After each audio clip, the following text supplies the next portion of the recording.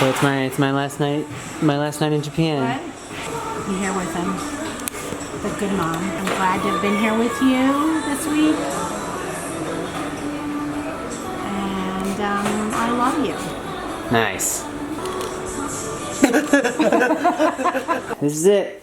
Everything I have for the last 4 months of my life. Next 4 months. I meant next. I didn't. That's so few things. Mom, I'm leaving you until Christmas time. Now back to another episode of mothers leaving their children in the airport. Can't believe it's over. See you for Christmas. I'll see you for Christmas. I love you.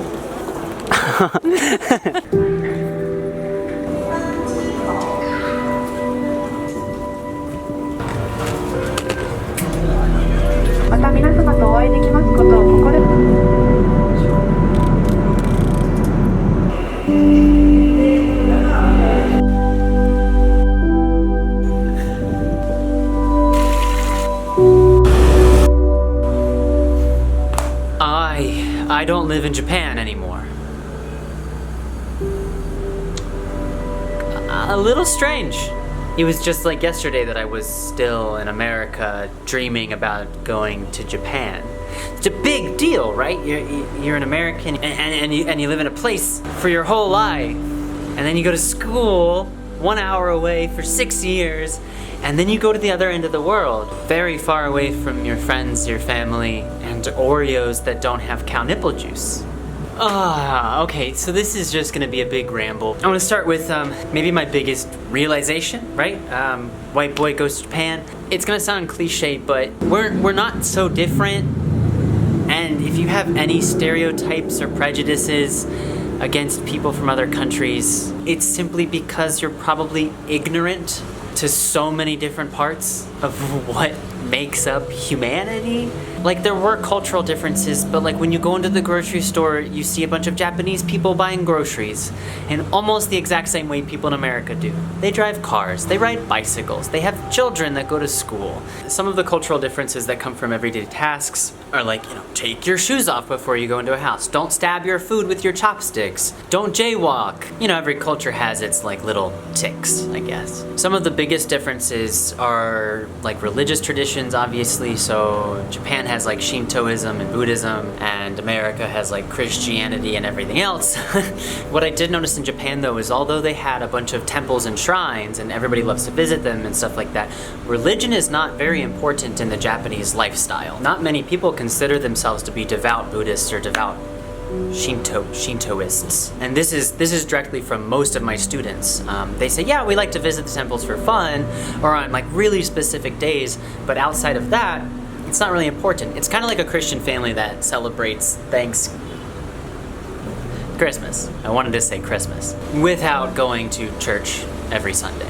I'm looking in a different spot so you, the viewer, feel that there's like dynamic interaction in the video. I kind of want to move to talking about what surprised me about Japan.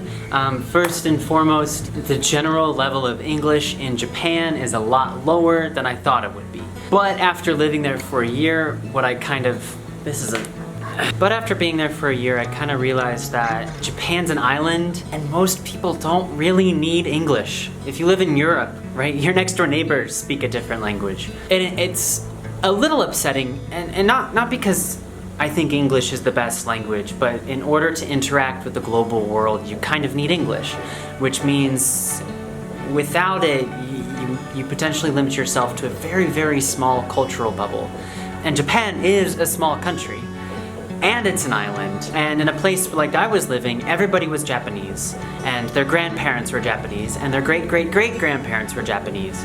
So you kind of ended up with people that had one cultural experience over the past dozens of decades. Now let's talk about politics. Early on, I like the banana. Early on, Japan actually had a lot of Trump sympathizers, especially in my small rural town. But by the time I left, many of them were like, we don't like Donald Trump. Their opinions changed, I guess. So they do keep up, at least on American news, to have opinions. Japan weather was really surprising. The summers were super duper hot and the winters were fine. Not very cold, especially if you come from like Northern America. Well, that's Canada, northern USA. But they had really, really long and beautiful spring and autumns. So like if you go to Japan, go there, it's amazing. Another really interesting thing about Japanese culture is that nobody is vegan or vegetarian outside of like the big cities. Nobody. And every bento box, every single one of them has meat in it. And I looked at thousands of them. I mean, there were some at vegan places in like Tokyo, but different. All right.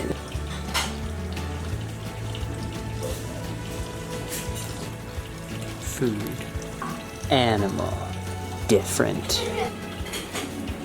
Something that is very different between America and Japan is the cultural exports that we both have. Most Japanese stuff that we see in America is probably based around anime. Samurai Jack? Maybe not. So we kind of run into the problem of saying, you know, Japan has these crazy liberal people and their women are hypersexualized and all their men are strong and filled with discipline. I guess that's the anime I've been watching apparently. It's really important to know that like Japanese culture isn't that way. I even talked to my students about this and one of them as a joke was like, well, we can hope. So to round out this point, what I know about America is that we don't really have a picture of what regular life in Japan is like and how similar life in Japan is like. And I would even argue that probably Korea, definitely China, probably many other places are much more similar than we think. Japanese anime is so distinctly different than anything that America creates. It's just, do you ever get stuck in a situation where you don't know what to say? But something that I did see that was, I don't know, I'm gonna say super concerning in Japan. Middle school and high school students' complete lack of ability to express themselves due to the structures in place in their high schools and their middle schools. Like, boys had to have the same haircut, everybody wore a uniform, there was, like, you could barely have a different backpack from other people. And then you look at anime and people are wearing just the most exuberant clothing with the crazy hairstyles. It's just such a big dichotomy. Clearly the culture wants to experience this and the structures in place just inhibit it. If the argument is we want students to focus on school and not on what they look like, then all I have to say back is self-expression important in the development of young people? Haha, trump card played. And then we can kind of take this a step further and say, you know, you're not allowed to have tattoos. Women's clothing is always modest. I mean, modest is hottest, but self-expression. Also gender control. Women have to protect their skin and wear sunscreen and have umbrellas and wear long gloves because it's good to protect yourself from the sun, and I agree. But men don't. And I was like, if it's about skin protection, do the men not care about their skin health? Like, why is it, if it wasn't about beauty, then we wouldn't see a gender difference? Probably. Comment if you think otherwise. Cool place, right? Something else that I did run across a couple of times was just the excuse of, oh, this is the way that we've always done it. And I did get that back in America.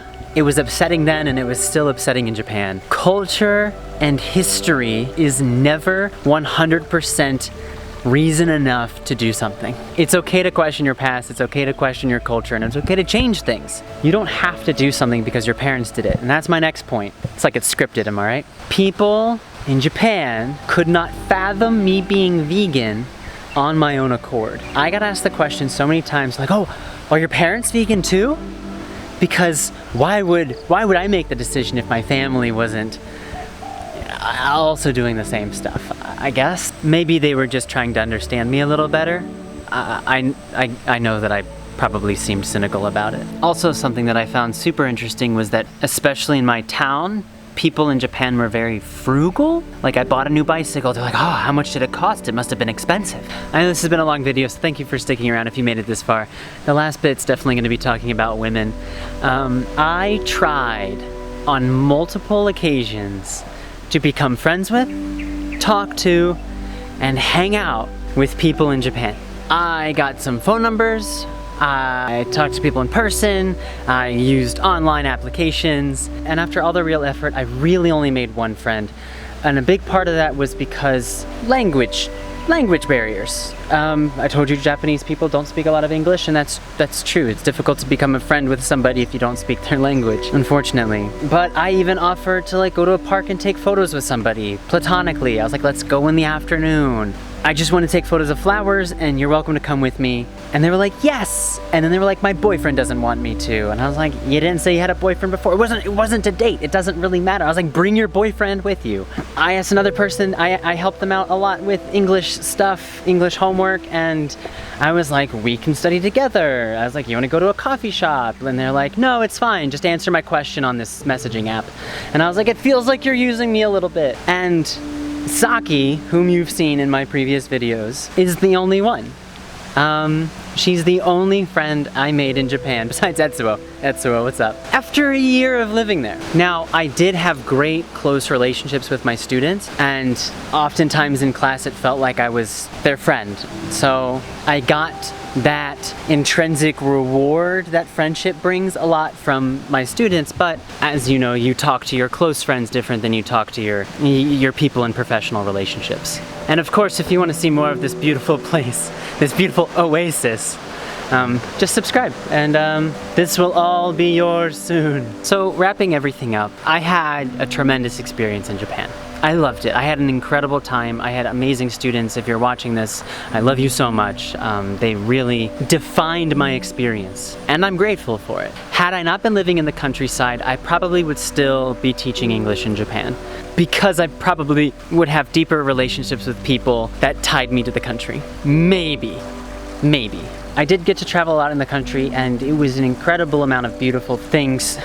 You can look back at like my past 100 videos that are from Japan, and if I had to like pull out an overarching lesson I learned, is that if I can live in Japan, I can almost do anything. I know Japan and America aren't so different, but I mean, I'm in Indonesia now, and my level of comfortability is so much higher because I've already been abroad for an entire year by myself. And if I can do it, so can you. But Antony, I'm 45 years old with kids. Do it anyway. Take your kids abroad. Just go do something else. Do amazing things. That's not so difficult. And then on top of it, also, I'm grateful for my job. I saved enough money to be able to travel for 4 months. I now have the experience so I can teach online and make a little bit of money. An incredible amount of life skills. So without great students, without great co-workers, I wouldn't be where I am today. So doing the best to recognize that. Okay, like I said, if you want to see more of this beautiful place I'm in now, please subscribe. My next 2 videos will be about teaching English in Japan, reasons to and reasons not to. So look forward to that. I love you all dearly. See you next time.